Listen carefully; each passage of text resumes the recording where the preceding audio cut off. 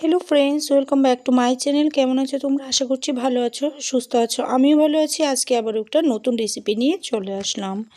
আজকের রেসিপিটি হচ্ছে মটরশুঁটি দিয়ে আলুর তরকারি। এভাবে মটরশুঁটি দিয়ে আলু রান্না করে খেয়ে দেখবে ভীষণই ভালো লাগে। তাহলে চলো কথা না বাড়িয়ে মূল প্রস্তুতিতে চলে যাই। আর এই রেসিপিটি কিন্তু পরোটা বা রুটির সাথেও খাওয়া যাবে। প্রথমে একটা কড়াই বসিয়ে কড়াইয়ে দিয়ে দিলাম পর্যাপ্ত পরিমাণ অনুযায়ী সর্ষের তেল।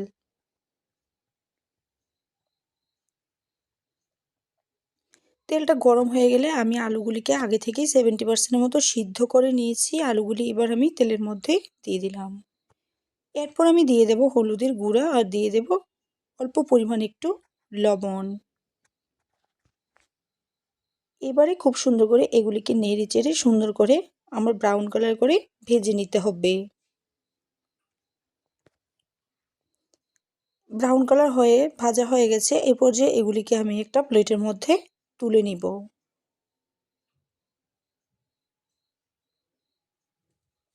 তারপর কড়াইয়ের মধ্যে আবার আমি দিয়ে দেব পরিমাণ অনুযায়ী সর্ষের তেল। তেলটা গরম হয়ে গেলে একটা শুকনো লঙ্কা আর একটা ছেঁড়া তেজপাতা দিয়ে দিলাম। তারপর আমি এর মধ্যে দিয়ে দেবো অল্প পরিমাণ একটু সাদা জিরে। সাদা জিরেটা দেওয়ার পর দিয়ে দেবো মিডিয়াম সাইজের একটা পেঁয়াজ কাটা। পেঁয়াজ কাটাটা দিয়ে খুব সুন্দর করে নেড়ে চেড়ে ভেজে নিতে হবে কিছুক্ষণ, যাতে পেঁয়াজগুলি একটু ব্রাউন কালার হয়ে যায়।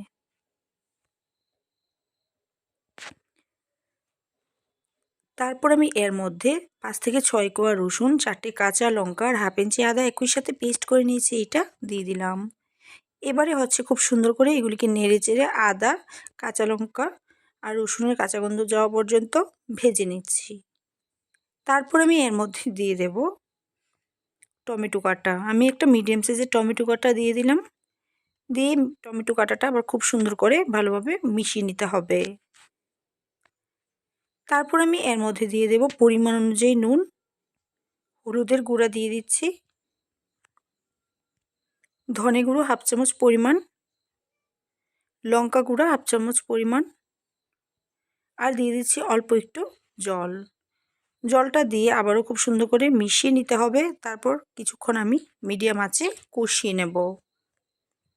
প্রায় 1 মিনিটের মতো কষানোর পর এবার এর মধ্যে আমি দিয়ে দিচ্ছি ভেজে রাখা আলু আর দিয়ে দিচ্ছি 1 কাপ পরিমাণ মটরশুঁটি। এবারে আবারও খুব সুন্দর করে নেড়ে চেড়ে আরও অল্প কিছুক্ষণ কষিয়ে নিতে হবে। খুব সুন্দর করে কষানো হয়ে গেলে এবারে হচ্ছে এর মধ্যে আমি দিয়ে দেব জল। আমি এখানে গরম জলটা ব্যবহার করছি, তোমরা চাইলে এর মধ্যে ঠান্ডা জলটাও ব্যবহার করতে পারো। জলটা দেওয়ার পর আবারও খুব সুন্দর করে ভালোভাবে এগুলিকে একটু নেড়ে চেড়ে মিশিয়ে নিতে হবে।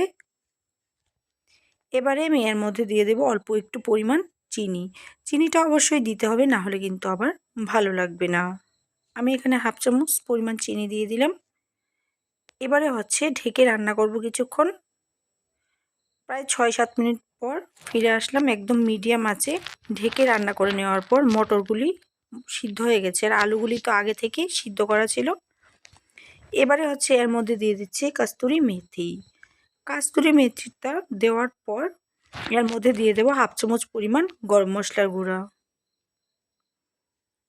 এবারে খুব সুন্দর করে আবারও ভালোভাবে একটু মিশিয়ে নিতে হবে।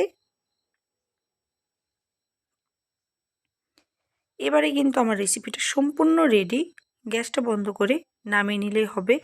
তো আমার আজকের রেসিপিটি ভালো লাগলে অবশ্যই লাইক, শেয়ার, সাবস্ক্রাইব করতে ভুলবে না। তোমরা সবাই ভালো থাকবে, সুস্থ থাকবে।